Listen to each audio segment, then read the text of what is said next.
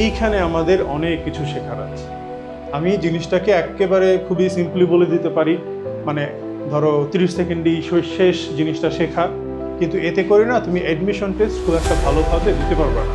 যেমন খুব অল্পের মধ্যে যদি বলি তাহলে আমি এইভাবে বলতে পারি যে এই সবগুলাকে হচ্ছে রিলেটিভ প্রোনাউন বলে, এবং এইগুলার ঠিক আগে যে হচ্ছে তুমি নাউন বলো বা প্রোনাউন বলো, মোট কথা যে এলিমেন্টটা দেখবা সেইটা অনুযায়ী পরবর্তী ভার্ব দিবা। এখন দেখো যে আমরা প্রথম সেন্টেন্সটাতে যদি আমরা দেখি, এখানে কি লেখা আছে যে he is one of you who is বা আর কমিটিং দ্য ক্রাইম। এই যে ভার্বটা দেখতে পাচ্ছ, এই ভার্বের আগে এখানে কি দেওয়া আছে, একটা রিলেটিভ প্রোনাউন দেওয়া আছে না? এখন রিলেটিভ প্রোনাউনের ঠিক আগে কি আছে বলো তো? ইউ নাকি ওয়ান, কোনটা আছে বলো তো ঠিক আগে? এইখানেই না অনেকে গোল মানে প্যাচ লাগাই ফেলে। কি প্যাচ লাগাই ফেলে? অনেকে হচ্ছে এই ওয়ানটাকে ধরে ফেলে। কারণ এইটাকে ধরবা না, রিলেটিভ প্রোনাউনের ঠিক ইমিডিয়েট আগে যেটা থাকে ওইটা কি আমরা ধরবো, দূরের কাউকে ধরবো না। তাহলে যেহেতু এখানে ইউ আছে হু এর আগে, তাহলে ইউ এর জন্য আমরা কি দেই? আর দেই। তাহলে এটা কি হবে? আর হবে। ব্যাস, শেষ হয়ে গেছে। তাহলে পরেরটা কি হবে? ইট is I who am is are going কি হবে? আচ্ছা, আরেকটা জিনিস খেয়াল রাখবা, ইট ইজ আই হয়, আমরা স্পোকেনে হচ্ছে it's me, it is me এগুলো বলি, কিন্তু আমাদের ফর্মাল ইংলিশ বা একাডেমিক ক্ষেত্রে আমাদেরকে শেখায় যে বি ভার্বের পরে সাবজেক্টিভ প্রোনাউন হবে। বোঝা গেছে? এই জিনিসটা আমরা শুধুমাত্র ফর্মাল বা একাডেমিক ক্ষেত্রেই মেনটেন করব। তুমি তোমার কথাবার্তা বলো বা এমনিতে হচ্ছে ইনফর্মালি যখন ইংলিশটাকে ইউজ করবে তখন ইটস মি বললে কোনো সমস্যা নাই, বরং ইটস মি হচ্ছে বেশি বলে। আচ্ছা, তো এই জিনিসটা একটু মনে রাখবা। আমি যদি বলি গিভ মি এ পেন নাকি গিভ আই এ পেন, বলো তো? মি এ পেন, এটাই তো হবে, তাই না? আচ্ছা, তার মানে কি বোঝা যাচ্ছে যে এটা তো ভার্ব, ভার্বের পরে আমরা সাবজেক্টিভ প্রোনাউন দেই নাকি অবজেক্টিভ প্রোনাউন দেই? Objective pronoun. মিটাকে আমরা বলি অবজেক্টিভ প্রোনাউন, অবজেক্টিভ প্রোনাউন। আর এটা আমরা কি বললাম? ইট ইজ আই না মি? আই। তাহলে বলো তো ভাইয়া, ইট ইজ উই হবে না আস হবে? উই হবে। বোঝা গেছে? আচ্ছা, তো এই জিনিসগুলো আমরা একাডেমিক ক্ষেত্রে হচ্ছে মেনটেন করব, তুমি তোমার পার্সোনাল লাইফে এগুলো মেনটেন না করলেও চলে। মোট কথা এই নিয়মটা হচ্ছে এরকম যে তুমি যদি হচ্ছে বি ভার্ব দেখো, বি ভার্বের পর আমরা হচ্ছে সাবজেক্টিভ প্রোনাউন ইউজ করব, সাবজেক্টিভ প্রোনাউন। মনে থাকবে? নর্মালি কোনো ভার্বের পরে আমরা দিব অবজেক্টিভ প্রোনাউন, আর বি ভার্বের পরে কি দিব? Subjective pronoun. এগুলোর উপর বেস করে অ্যাডমিশন টেস্টে অনেক কোয়েশ্চেন আসে, তো এটা একটু মেনটেন করবা।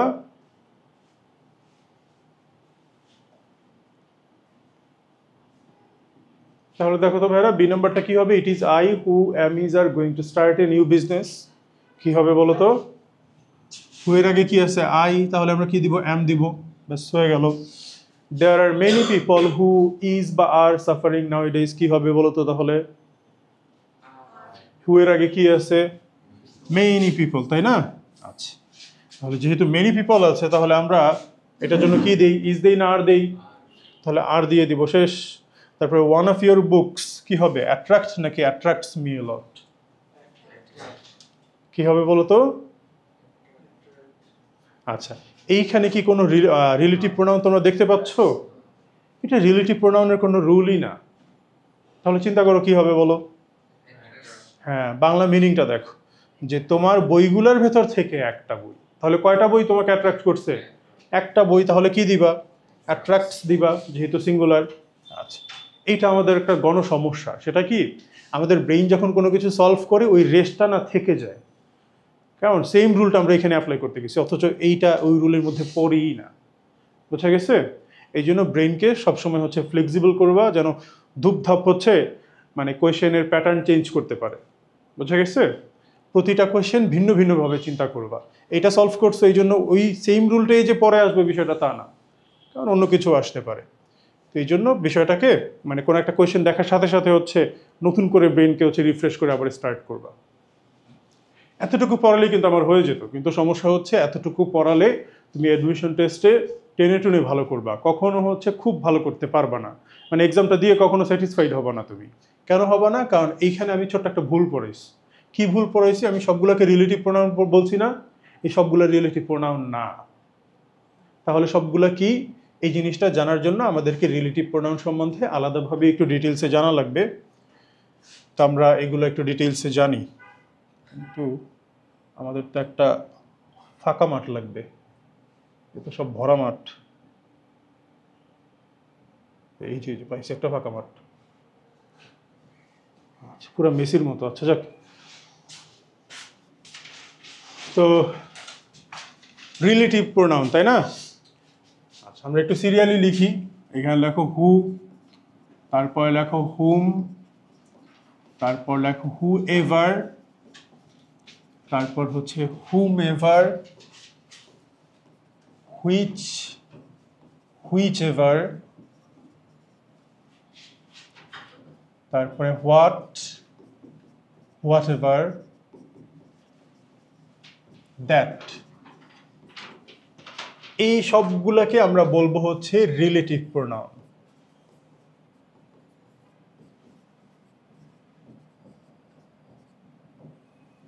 আর বলো তো ভাইয়ারা, নাউন বা প্রোনাউন এই দুইটার কাজ সেমই।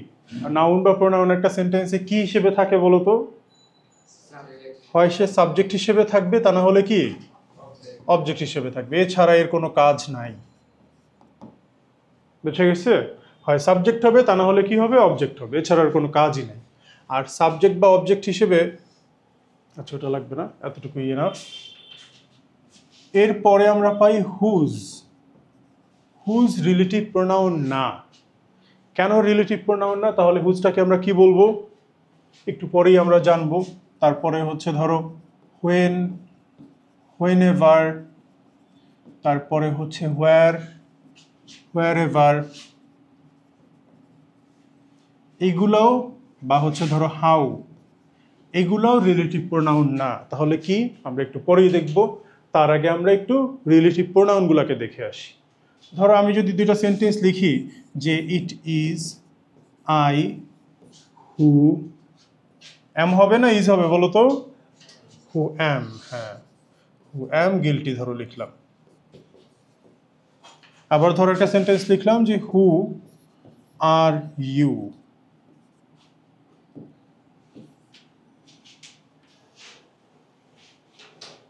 এই হুটা কি রিলেটিভ প্রোনাউন হবে? এইটা রিলেটিভ প্রোনাউন না। তাহলে প্রশ্ন হচ্ছে এটা কি প্রোনাউন, তাই না? এই ভার্বটার সাবজেক্ট হিসেবে যেহেতু কাজ করছে, তাহলে এটাকে আমরা প্রোনাউন বলতে পারি নিঃসন্দেহে। এখন প্রশ্ন হচ্ছে এটাকে আমরা রিলেটিভ প্রোনাউন যেহেতু বললাম না, তাহলে কি প্রোনাউন নাম দিতে পারি? ওর কাজের উপর বেস করে আসলে ওর নামটা আমরা দেই। ও আসলে কি সেন্টেন্স বানায় বলো তো? ইন্টারোগেটিভ সেন্টেন্স বানায়। আর কাউকে কি রিলেট করছে আগে পরে কোনো কিছুকে? রিলেট করে না, এই জন্য আমরা এটাকে রিলেটিভ প্রোনাউন বলি না। তাহলে যেহেতু সে ইন্টারোগেটিভ সেন্টেন্স বানাতে পারে, এই জন্য আমরা তাকে কি প্রোনাউন বলতে পারি? Interrogative pronoun. তাহলে এইটার নাম হচ্ছে তোমার ইন্টারোগেটিভ প্রোনাউন। বুঝা গেছে? এখন দেখো এইটাকে কি আমরা ইন্টারোগেটিভ প্রোনাউন বলবো? এটা কি কোনো ইন্টারোগেটিভ সেন্টেন্স বানাইছে? বানায় নাই। আচ্ছা তাহলে কি করছে দেখো, হুটা আগের এলিমেন্টকে, ঠিক আগের এলিমেন্টকে আইকে পরবর্তী ভার্বের সাথে রিলেট করে দিছে না? তো যেহেতু আগের এলিমেন্টকে পরবর্তী ভার্বের সাথে রিলেট করে দিছে, এই জন্য তাকে আমরা কি বলি? রিলেটিভ প্রোনাউন বলি। আর প্রোনাউন কেন বলি দেখো, যে এই যে ভার্বটা আছে অ্যাম, এটার সাবজেক্ট হিসেবে কাজ করছে না? তাহলে এটাকে আমরা এই জন্য কি বলবো? নিঃসন্দেহে নাউন তো আর বলতে পারি না, তাহলে আমরা কি বলি? প্রোনাউন বলি। আর কি প্রোনাউন যদি বলতে চাই, তাহলে কি প্রোনাউন বলবো? যেহেতু রিলেট করছে এই জন্য কি প্রোনাউন? Relative pronoun. ব্যাস ব্যাস হয়ে গেছে এখানে। এখন আমরা সাবজেক্ট হিসেবে কাজ করে এটা না হয় একটা এক্সাম্পল পেলাম। অবজেক্ট হিসেবে কাজ করে এরকম যদি আমরা একটা এক্সাম্পল দেখতে চাই, তাহলে আমরা এরকম লিখতে পারি। ধরো এই সাইডে লিখলাম he is the person whom we trust. এই হুমটা সাবজেক্ট না অবজেক্ট বলো তো ভাইয়ারা? হুমটা, he is the person whom we trust, এই হুমটা হুমটা হচ্ছে সাবজেক্ট না অবজেক্ট বলো তো? আচ্ছা আচ্ছা ঠিক আছে, অবজেক্ট ধরলাম। কার অবজেক্ট বলো তো? হি এর অবজেক্ট। আচ্ছা, অবজেক্টের বাংলা কি এটা বলো? অবজেক্টের বাংলা বস্তু, এটা তো ফিজিক্স। আচ্ছা, অবজেক্টের ব্যাকরণিক বাংলা কি? কর্ম, তাই না? আচ্ছা, কর্ম কার হয়? কর্ম, তাই না? কর্ম কি? ওই যে তোমরা বাংলা ব্যাকরণে পড়ছো না কর্ম। ধরো আমি যদি বলি আমি ভাত খাই, এখানে কর্ম কোনটা বলো? খাই তো ক্রিয়া, ভাত হচ্ছে কর্ম, তাই না? এবার বলো যে আমি ভাত নাকি খাই ভাত? আমি ভাত। আমি কোন দুঃখে ভাত হবো, তাই না? আচ্ছা তাহলে কি হবে বলো? খাই ভাত, তাই না? আমি তো আর ভাত না, আমি কোন দুঃখে ভাত হতে যাব, তাই না? খাই ভাত। তাহলে ভাতের সাথে সম্পর্ক কার? আমার না খাওয়ার? খাওয়ার। তাহলে কর্মটা কার হচ্ছে? কর্তার নাকি হচ্ছে ক্রিয়ার? ক্রিয়ার। তুমি দেখবা হচ্ছে সিলেবাসে লেখা থাকে ক্রিয়ার কর্ম, কর্তার কর্ম কোথাও লেখা থাকে না। কর্ম অলওয়েজ কার হয়? ক্রিয়ার হয়। তাহলে সেম একইভাবে ইংলিশেও আমরা সেম চিন্তাটা করতে পারি। অবজেক্ট অলওয়েজ কার হবে? ভার্বের। সাবজেক্টের কোনো অবজেক্ট নাই। তোমরা যে বলছো যে হিয়ের হচ্ছে অবজেক্ট, এটা মোটেই না। ও হচ্ছে কোন একটা ভার্বের অবজেক্ট হবে। আচ্ছা, এবার বলো কোন ভার্বের অবজেক্ট? হ্যাঁ, এই ট্রাস্টের অবজেক্ট হচ্ছে হুম। প্রশ্ন হচ্ছে আমরা তো অবজেক্টকে সবসময় ভার্বের পরে দেখে অভ্যস্ত, তাই না? এটা কোথায় চলে আসলো? কেমন একদম সাবজেক্টেরও আগে, তাই না? কিভাবে চলে আসলো? ধরো এটাকে যদি আমরা একটু ভেঙে লিখি তাহলে এরকম সেন্টেন্স পাই আমরা যে he is the person, full stop. তারপর হচ্ছে উই ট্রাস্ট হিম। দুইটা আলাদা আলাদা সেন্টেন্স পেলাম না? তো তুমি যখন দুইটাকে কানেক্ট করো, ওই হিম, হিমটা কোন পার্টস অফ মানে হিমটা কি হবে? সাবজেক্ট না অবজেক্ট? অবজেক্ট। কার অবজেক্ট? ট্রাস্টের। এখন দুইটাকে যদি আমি কানেক্ট করতে বলি তাহলে তুমি কি করবা? হিমটাকে এই দিকে এনে হুম বানিয়ে লিখে ফেললা। তাহলে এই হুমটা কার অবজেক্ট হলো? ওই সেম ট্রাস্টেরই। বোঝা গেছে? তুমি যদি সরাসরি সেন্টেন্স দেখে নাও বুঝো, সেন্টেন্সটাকে ভেঙে তারপরে চিন্তা করতে পারো, তাহলে বিষয়টা আরো ইজি হয়ে যাবে। উপরের সেন্টেন্সে হ্যাঁ দুইটা সাবজেক্ট দুইটা ভার্ব, যেমন হি একটা সাবজেক্ট আর উই একটা সাবজেক্ট। আচ্ছা, আর কোনো প্রশ্ন এতটুকুতে? তাহলে আমরা দুইটা এক্সাম্পল পেলাম। একটাতে হচ্ছে হুটা সাবজেক্ট হিসেবে কাজ করে আর হুমটা কি হিসেবে কাজ করে? অবজেক্ট হিসেবে কাজ করে। আচ্ছা এইবার এটা এটা হচ্ছে কমপ্লেক্স সেন্টেন্স, আর এখানে দুইটা আলাদা আলাদা সিম্পল সেন্টেন্স। বুঝছো?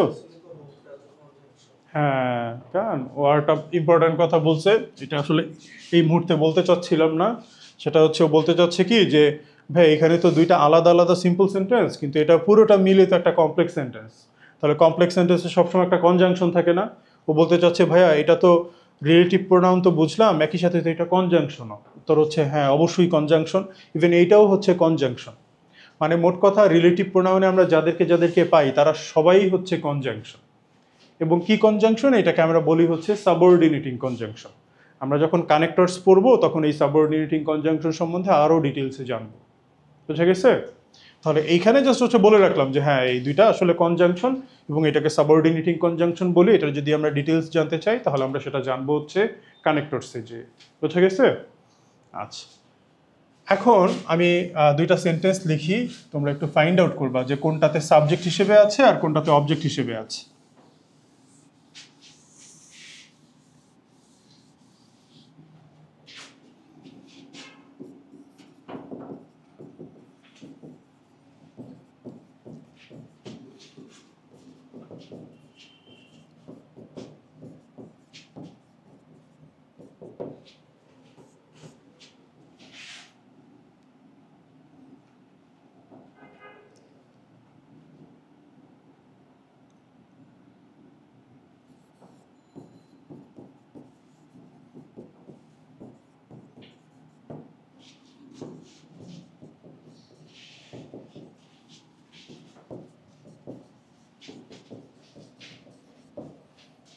ধরো দুইটা সেন্টেন্স লিখলাম যে this is the book which I like most, একটা হচ্ছে I bought a book which is on the table.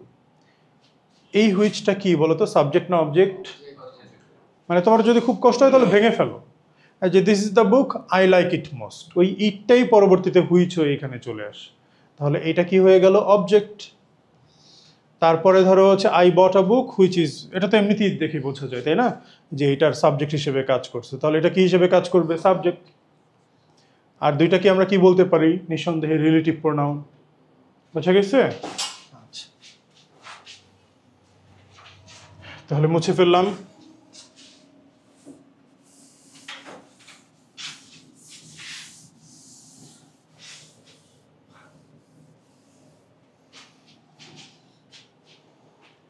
তাহলে রিলেটিভ প্রোনাউন আমাদের শেষ, এটা সবসময় কি হিসেবে কাজ করবে, হয় সাবজেক্ট তা না হলে কি অবজেক্ট।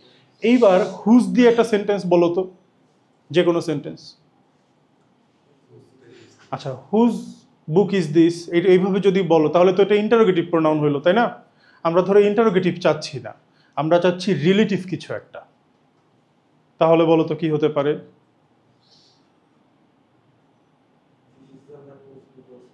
হ্যাঁ, আচ্ছা, মানে প্রথমে তোমরা এটা বলছিল তাই না, যে হুজ বুক ইজ দিস, এরকম একটা কিছু বলছিল না।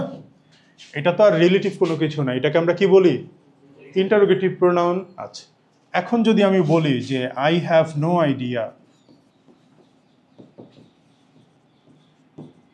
হুজ বুক ইজ দিস হবে নাকি দিস ইজ হবে, হুজ বুক দিস ইজ, এরকম বোঝা গেছে, ইজ দিস না, এটা তো ইন্টারোগেটিভ সেন্টেন্স না তাই না, ইন্টারোগেটিভ সেন্টেন্স না, কিন্তু আমি এখানে একটা দিয়ে বসছি। আচ্ছা যাক, এরকম। তো I have no idea whose book this is, কারণ হুজ বুক ইজ দিস হবে না, কারণ এটা ইন্টারোগেটিভ সেন্টেন্স না, বোঝা গেছে। আচ্ছা, এইবার বলো ভাইয়েরা, এই যে হুজটাকে যে আমরা লিখলাম, কার আগে লিখলাম বলো তো, বুকের আগে। বুকটা কোন পার্টস অফ স্পিচ, এটা একটা নাউন না। তুমি হুজকে নাউন ছাড়া একটু লেখা ট্রাই করো তো, দেখো তো কোনো সেন্টেন্স পাও কিনা যেখানে হুজটা নাউনের আগে থাকবে না।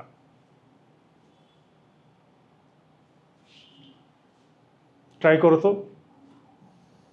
I have no idea whose this is, whose হয় একদম নাউন ছাড়া, তুমি সারা জীবন চেষ্টা করলেও হুজকে লিখতে পারবে না। তাহলে নাউনের আগে কে বসে বলো তো, কোন পার্টস অফ স্পিচ, অ্যাডজেক্টিভ বসে। এবং দেখো এই বুকটাকে মডিফাই করতেছে যে কার বই, তাহলে এইটাকে আমরা কি বলতে পারি, কোন পার্টস অফ স্পিচ, এটা আসলে একটা অ্যাডজেক্টিভ। আর আমরা মডিফায়ারে এই জিনিসটা আরও ডিটেলসে পড়বো, কিন্তু আপাতত তোমাদেরকে একটু বোঝাই। সেটা হচ্ছে অ্যাডজেক্টিভকে আমরা দুইটা ভাগে ভাগ করতে পারি, একটাকে বলি হচ্ছে আমরা ডিটারমিনার্স, আর একটাকে আমরা বলি হচ্ছে তোমার ডেসক্রিপটিভ অ্যাডজেক্টিভ।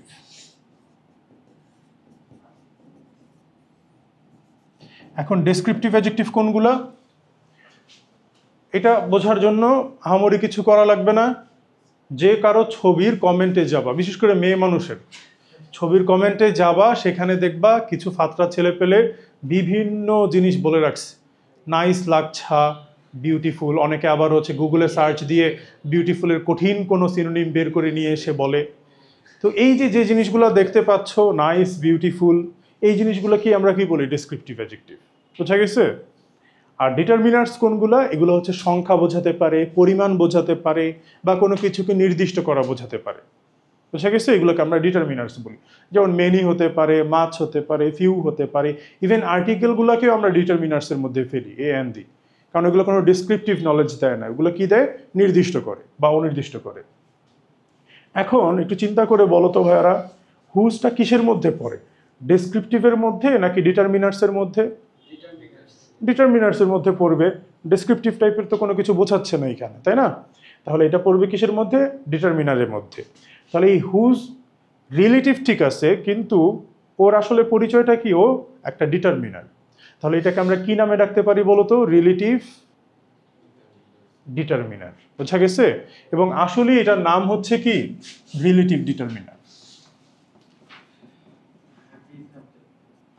একমাত্র বলতে পারো রিলেটিভ ডিটারমিনার।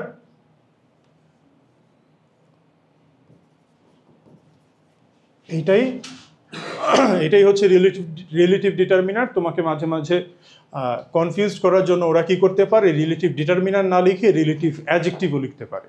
একই কথা, সেম। রিলেটিভ ডিটারমিনার বলো আর রিলেটিভ অ্যাডজেক্টিভ বলো, এদের মধ্যে কোনো ডিফারেন্স নাই। এটা এটা এটা বলতে পারো, মানে হুজের ধর্মটা হচ্ছে কি এরকম যে ও একসাথে কাজ করে, হুজ বুক পুরোটা মিলে একসাথে। আর ইজের সাবজেক্ট হচ্ছে দিস, তাহলে ও অবজেক্ট হয়ে যাবে। এতটুকু বুঝছো? এবার একটা জিনিস খেয়াল করো, হোয়েন আর হোয়েনেভার দিয়ে কি বোঝায়? টাইম বোঝায়। আর হোয়ার এভার দিয়ে কি বোঝায়? প্লেস বোঝায়। আর হাউ দিয়ে বোঝায় একটা কাজ কিভাবে তুমি করছো, তাই না? এইটাকে আমরা ইংলিশে বলি হচ্ছে ম্যানার। ম্যানার মানে হচ্ছে তোমার পদ্ধতি বা সিস্টেম। আর আমরা যে আদব কায়দা বলি না, সেটা হচ্ছে ম্যানার্স। তাহলে আমরা কখনো বলবো না যে ওর ম্যানার ভালো না, আমরা কি বলবো? ওর ম্যানার্স ভালো না। বোঝা গেছে? ম্যানার মানে পদ্ধতি বা সিস্টেম। তো সময় বা জায়গা, কোন একটা কাজ কিভাবে করলো, এই জিনিসগুলো বোঝালে কোন পার্টস অফ স্পিচ হয় বলো তো? অ্যাডভার্ব হয়। এগুলো আমরা পরবর্তীতে পড়বো। Adverb of time, adverb of place, adverb of manner, adverb of reason, condition, contrast, এরকম অনেক কিছু আছে। ওগুলো আমরা পরবর্তীতে জানবো। কিন্তু আমরা আপাতত এই জিনিসটা একটু মাথায় রাখি, টাইম, প্লেস আর ম্যানার হলে কি হয়? অ্যাডভার্ব হয়। তাহলে এইগুলোকে আমরা রিলেটিভ কি বলতে পারি? অ্যাডভার্ব। আসলে এগুলোকে বলা হয় হচ্ছে রিলেটিভ অ্যাডভার্ব। তাহলে আগে যে ঢালাওভাবে সবগুলোকে রিলেটিভ প্রোনাউন হিসেবে যে আমরা ধরতাম, সেটা আসলে ভুল। শুধুমাত্র উপরে যেগুলো দেখতে পাচ্ছি এগুলোই হচ্ছে রিলেটিভ প্রোনাউন। তারপরে যেটা দেখলাম সেটা হচ্ছে রিলেটিভ ডিটারমিনার। আর লাস্টে যেগুলো দেখলাম সেগুলোকে আমরা কি বলবো? Relative adverb. মনে থাকবে? তাহলে আমরা আরেকটু সামনে আগাই।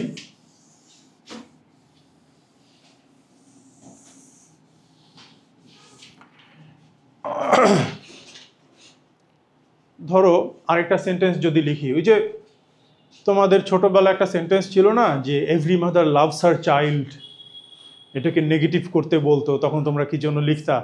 যে there is no mother who doesn't have any father, এই টাইপের কিছু একটা লিখতা, তাই না? কি লিখতা? যে there is no mother, no mother. এগুলো ইংলিশ শিখে যে কোন কাজে লাগে, মানে আমাদের বোর্ডই এগুলো ভালো বলতে পারবে। There is no mother who doesn't love her child.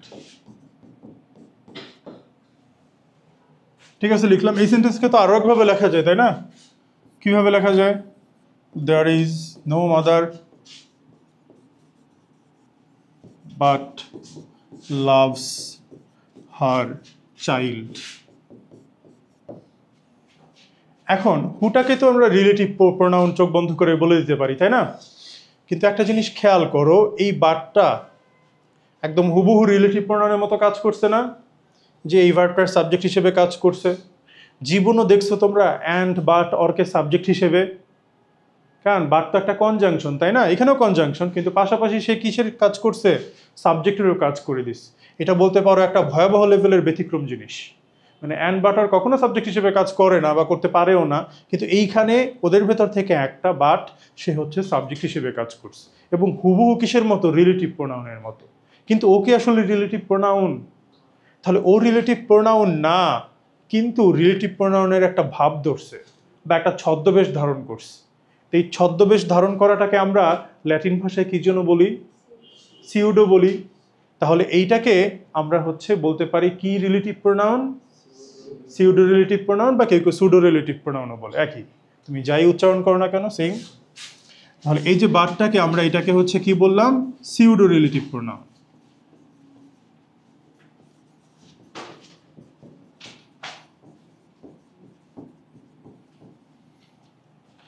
আচ্ছা, অনেকে আবার বললো যে না, এটাকে ছদ্মবেশধারী বা ফেক। কেমন? সিউডোর আরেকটা মিনিং হচ্ছে ফেক, যে এটাকে ফেক বলার কি আছে, এটাকে আমরা একটু ভদ্র ভাষায় বলি।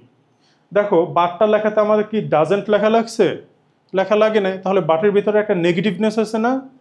এই জন্য অনেকে এটার নাম দিল যে আচ্ছা, এটাকে সিউডো রিলেটিভ প্রোনাউন না বলে আমরা এটাকে নেগেটিভ রিলেটিভ প্রোনাউন বলি। তো তারা এটাকে আবার নাম দিল নেগেটিভ রিলেটিভ প্রোনাউন। বুঝা গেছে? এটাকে আমরা নেগেটিভ রিলেটিভ প্রোনাউনও বলি। এইটা মেডিকেলের ভর্তি পরীক্ষাতে আসছিল যে নিচের কোনটি নেগেটিভ রিলেটিভ প্রোনাউন, এই টাইপের একটা কোয়েশ্চেন হচ্ছে আসছিল। তো খুব আহামরি কিছু যে আসে তা না, আমরা যা পড়ি সেটাকে আরেকটু ডিটেইলসে পড়লেই হচ্ছে অ্যাডমিশন টেস্ট কভার হয়ে যায়। তো এই জিনিসটাই না আমাদের স্টুডেন্টরা হচ্ছে বুঝে না। আজ থেকে 2-1 বছর আগে তো এই জিনিসটা যখন হচ্ছে ডিটেইলসে পড়াবো তখন এক স্টুডেন্ট বলে কি, ভাইয়া এত ডিটেইলস তো পরীক্ষা আসে না, লাগবে না, আমাদের সিলেবাস তাড়াতাড়ি শেষ করা লাগবে। আচ্ছা ঠিক আছে, পড়ানো লাগবে না। ঠিক ওর বেলাতেই হচ্ছে এটা আসছে। এবং এই স্টুডেন্টটা কেমন, এই স্টুডেন্টটা হচ্ছে মেডিকেলে চান্স পায় নাই 0.4 মার্কসের জন্য। মানে যে কাট মার্কস ছিল সেই কাট মার্কসের চাইতে তার হচ্ছে এতটুকু কম ছিল।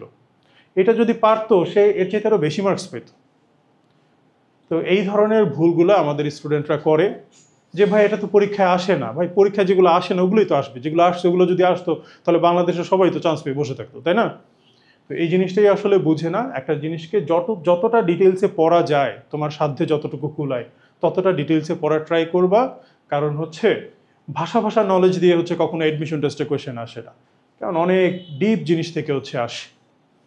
তো তোমাদের এটা নিয়ে আপাতত চিন্তা করা লাগবে না। আমি যতদূর পারি হচ্ছে ডিটেলসে পড়ানোর ট্রাই করব। তোমাদের একটাই দায়িত্ব, সেটা হচ্ছে সুন্দর করে খাতাটা মানে সুন্দর করে এই জিনিসগুলো একটা নোট করবা, আর হচ্ছে মাঝে মাঝে একটু রিভাইজ দিবা।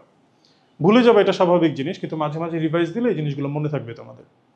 তাহলে রিলেটিভ প্রোনাউনের পুরো বিষয়টা বুঝছো সবাই? আমরা এই টাইপের ভুলগুলো করব না। একটা জিনিস যতটা পারি ডিটেলসে পড়ার ট্রাই করব। ও আরেকটা জিনিস করতেছিল বুঝছো একদিন ক্লাসে, মানে ওর ভুলের কোনো শেষ ছিল না। আমি পড়াচ্ছি, ও হচ্ছে বসে বসে পড়াচ্ছি না কি জন্য একটা কোয়েশ্চেন সলভ করাচ্ছিলাম, সে বসে বসে বায়োলজি পড়তেছে। আমি বলে বায়োলজি পড়ো কেন? বলে ভাইয়া এটা মানে আমি পারি কেন। তারপরে হচ্ছে সে বসে বসে বায়োলজি পড়তেছে। ওর না বায়োলজিও হচ্ছে পড়া হচ্ছে না, আবার ইংলিশও হচ্ছে না, কিছুই হচ্ছে না। কেন এই টাইপের স্টুডেন্টরাই হচ্ছে তোমার দেখা যায় পরিশ্রম করে কিন্তু চান্স পায় না। আবার এইবার একটা স্টুডেন্ট আমার হচ্ছে এই যে বুয়েটে চান্স পাইছে, ও হচ্ছে টপ 100-এর মধ্যে ছিল। তো ও যখন ক্লাসে আসছে তো বিভিন্ন স্টুডেন্ট আমার জিজ্ঞেস করতেছে ভাইয়া কিভাবে পড়ছো, কেমন হানতান, এগুলো জিজ্ঞেস করতেছে। তো তখন হচ্ছে হঠাৎ করে বলতেছে যে ভাইয়ার একটা কথা আমার এডমিশন টেস্টে মানে চান্স পাওয়ার ক্ষেত্রে খুব বড় ভূমিকা পালন করছে। তো তারপরে বলতেছে যে ভাইয়া একদিন আমি ভাইয়ার ক্লাসে ফিজিক্স বই পড়তেছিলাম, পরে ভাইয়া আমাকে বলছে যে তোমার ফিজিক্স পড়াও হচ্ছে না, ইংলিশও হচ্ছে না, যে কাজ করবা জাস্ট ওইটাতেই ফোকাস দাও, তাহলে এটার কোয়ালিটি অনেক বেড়ে যাবে। তো আমি এই কাজটা করতাম যে এক ক্লাসে বসে আরেক ক্লাসে জিনিস পড়তাম। তো পরবর্তীতে হচ্ছে যে জিনিসটা পড়তাম জাস্ট ওইটাই পড়তাম, অন্য কিছু নিয়ে চিন্তাও করতাম না। আমার দেখা গেছে যে পড়ালেখার কোয়ালিটি অনেক বেড়ে গেছে। পরে আমি বললাম যে তোমাকে আমি এত কিছু পড়াইলাম, ওইটার হচ্ছে ক্রেডিট দিলা না, ক্রেডিট দিলা এই একটা সাজেশনের। এবং দেখো তোমরা যদি ভবিষ্যতে চান্স পাও তুমি না এইগুলো মনে রাখবা না, এই যে আমি ক্লাসের ফাঁকে হাবিজাবি যে কথা বলি না, এই জিনিসগুলোই দেখো সবচেয়ে বেশি ইফেক্টিভ হবে। তো এই জন্য সবকিছুর কোয়ালিটি এনশিওর করবা। এক ক্লাসে বসে আরেক ক্লাসের পড়া পড়বা না। ধরো ফিজিক্স ক্লাসে বসে কেমিস্ট্রি পড়া পড়লে ওই কেমিস্ট্রি হবে না, ফিজিক্সও হবে না। যেটা পড়বা জাস্ট ওইটাতেই একদম ফুললি ফোকাস থাকবা। দেখ পুরো রিলেটিভ প্রোনাউন নিয়ে কারো কোনো কোয়েশ্চেন বা কনফিউশন থাকলে বলো। হ্যাঁ বাটটা সাবজেক্ট এখানে, এই জন্যই আমরা ওকে প্রোনাউন বলছি, বুঝা গেছে? তা না হলে তো ওকে আমরা প্রোনাউন বলতামই না। আর কোনো প্রশ্ন? যাক আমরা রিলেটিভ প্রোনাউন কি ক্লিয়ারলি বুঝলাম। এখান থেকে যে কোয়েশ্চেনই আসুক না কেন পারবা ইনশাল্লাহ।